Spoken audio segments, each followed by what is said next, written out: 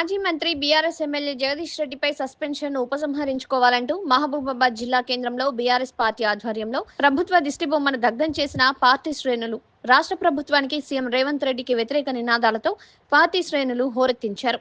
ఈ సందర్భంగా మాజీ municipal vice chairman Marneni Venkanna మాట్లాడుతూ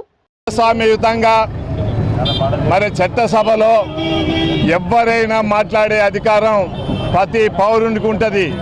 సభ్యుడైన ప్రతి వ్యక్తి ప్రభుత్వంపై ఉండబడిన ఆ రోజు ఎలక్షన్స్లో ఇచ్చిన వాగ్దానాలు 6 వాగ్దానాల్లో ఎలాంటి వాగ్దానాలు మరి ఈ రోజు వరకు ఇయలే.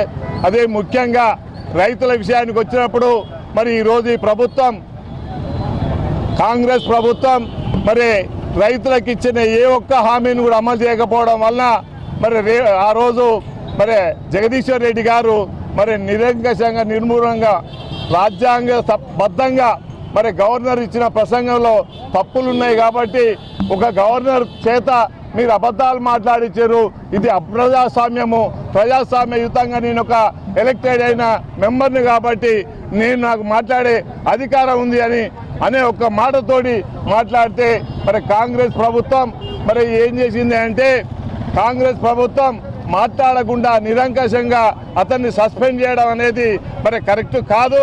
కాబట్టి మరి స్పీకర్ గారు స్పందించి ముఖ్యమంత్రి గారు స్పందించి వెంటనే అతన్ని మరి చట్టసభలకు వచ్చే విధంగా మరి నిర్ణయం తీసుకోవాలి తప్ప ఈ విధంగా ప్రజాస్వామ్యాన్ని కూని చేయడం కరెక్ట్ కాదు. మరి ఈరోజు కేటీఆర్ గారు హరీష్ రావు గారు మరి ఆ చట్టసభలకు తీసుకునేంత వరకు మరి అతన్ని మరి రిమూవ్ చేయకపోతే బైకాట్ చేస్తామని ఈరోజు రాష్ట్ర వ్యాప్తంగా మరి దిష్టిబొమ్మలు ధర్నాలు రాస్తారోకోలు బీఆర్ఎస్ పార్టీ ఖచ్చితంగా చేస్తుంది.